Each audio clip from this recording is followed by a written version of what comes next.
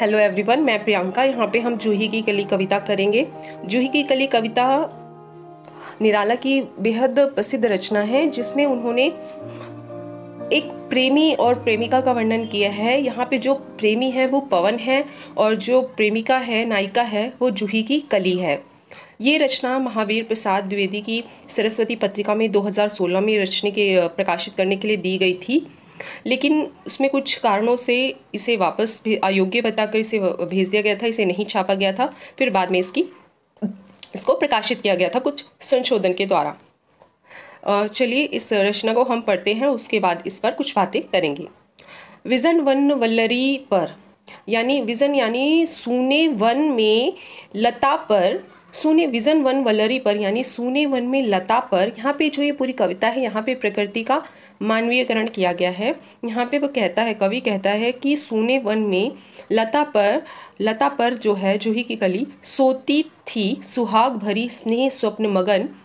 यानी कि जो जूही की कली है वो लता पर सूने वन में सो रही है, बिल्कुल सुहाग के जैसा श्रृंगार किया हुआ, स्वप्न को मतलब मधुर सपनों में पूरी तरह वह मग्न है। स्नेह स्वप्न मगन यानी कि मधुर सपनों में वो पूरी तरह मगन है। अमल कोमल तनु तरुणी जूही की कली, यानी कि जो एकदम कोमल नाजुक सी, जैसे कोई एक लड़की होती है यौवन अवस्था में, बिल्कुल वैसी नाजुक सी सुंदर सी कोमल ये तरुणी जूही की कली दृग्बंध किए शिथिल पत्राक में। यानी कि जो जूही की कली है वो अपने नेत्र बंद किए हुए शिथिल पत्राक में वसंती निशा थी। यानी कि इन शिथिल यानी थके हुए जो पत्ते हैं उनमें अपनी आंखें बंद किए हुए सो रही थी और वो वसंत ऋतु की रात थी। यहाँ तक आपको एक एक शब्द का मतलब बताते हुए मैंने बताया है, मैं एक सार में बताती हूँ कि यहाँ पे सिंपली यही कहा गया है कि जो जूही की कली थी उस सूने वन में लता पर आंखें बंद किए हुए अपने पूरे संपूर्ण सौंदर्य के साथ सो रही थी और वो वसंत ऋतु की रात थी। विरह विदुर प्रिया संग छोड़ किसी दूर देश में था पवन। यानी कि उसको विरह में वो छोड़कर, उसका प्रिय उसको छोड़कर किसी दूर देश में था, तब उसकी याद में, है ना। और जो ये पवन है यानी कि नायक, तो लता जो है ये जूही की कली है, उसका प्रियतम ये पवन, वो उसको दूर देश में मतलब दूर देश में छोड़कर, मतलब वो जो उसका प्रियतम है वो दूर देश में चला गया है, उसको छोड़कर उसी की याद में वो मधुर सपने देख रही होती है। और जो उसका पवन है उसका वर्णन करते हुए कहा गया है वो बिल्कुल वैसे ही है जैसे मलय नील यानी मलय पर्वत जो है, वहाँ पर उसकी पवन कैसा है, मलय नील पर्वत से जो चंदन के वृक्ष से जो खुशबू आती है, जो हवाएं बहती है, बिल्कुल वैसे ही उसके प्रियतम के लिए ये वर्णन किया गया है कि बिल्कुल वैसा ही है उसका वो प्रियतम। दूर देश में था पवन जिसे कहते हैं मलयनील, यानी कि जो दूर देश में था उसका वो प्रियतम जिसे मलयनील कहते हैं। आई याद बिछुड़न से मिलन की वह मधुर बात, यानी कि जब वो सो रही होती है तो उसे सोते हुए उसके बिछड़न के समय की याद आती है, उन मधुर बातों की याद आती है।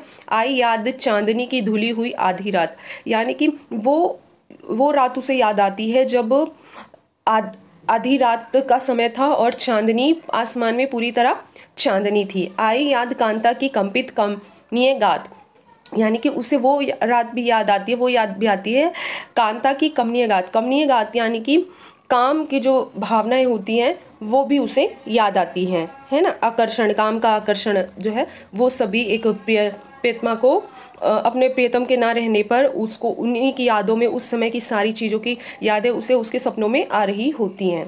उसके बाद वो कहती है आई याद, वो तो हमने कर लिया। उसके बाद फिर क्या, पवन, यानी कि इसके बाद फिर क्या हुआ। सिर्फ ऐसा नहीं है कि जो जूही की कली है उसको ही अपने प्रियतम की याद आती है, जो उसका प्रियतम होता है उसको भी उसकी प्रियतमा की याद आती है। और फिर क्या, वो वहाँ से दूर देश से अपनी प्रियतमा से मिलने आता है। पवन उपवन सर सरित गहन गिरी कनन कुंज लता पुंजों को पार कर पहुँचा जहाँ उसने की कली खिली साथ।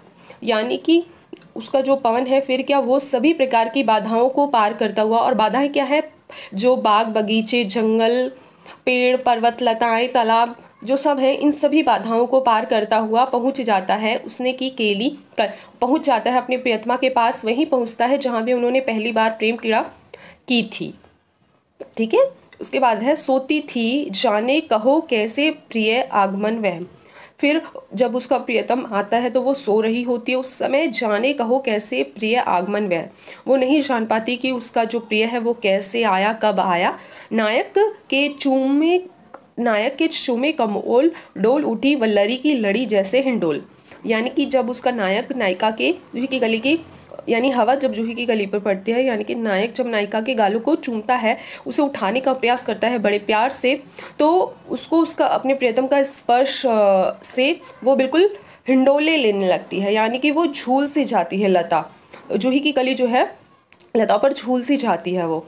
इस पर भी जागी नहीं चूक क्षमा मांगी नहीं, और वो अब ऐसे लगने लगता है जैसे उसको अपने प्रियतम के आने का आभास तो हो गया, लेकिन फिर भी वो नहीं जागती। वो अपने प्रियतम को मतलब सताने की कोशिश करती है मजाक में।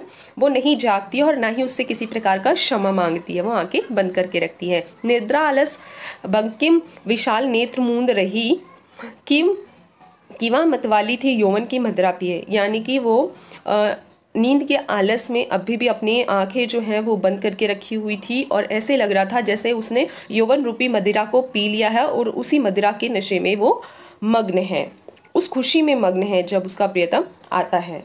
उसके बाद कहते हैं कौन कहे, यानी प्रिय जो हमारे लेखक है, कवि हैं, वो कहते हैं कौन कहता है कि ऐसा सवाल कि उसके मन में क्या है। यानी कौन कहे, सिर्फ इतनी सी लाइन का मतलब है कि जो है प्रियतमा है, कौन बताए कि उसके मन में क्या है, क्यों उसने आंखें नहीं खोली।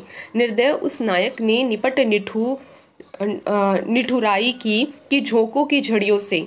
यानी कि फिर जो उसका नायक है, जब नायिका जानबूझ के आंखें नहीं खोलती है तो वो भी थोड़ा सा निष्ठुर हो जाता है, और वो क्या करता है, वो मतलब थोड़ा सा निष्ठुर हो जाता है, थोड़ा सा मतलब ज़बरदस्ती करने लगता है। वो क्या करता है, वो मतलब जो उसका नायक रूपी पवन है वो तेज़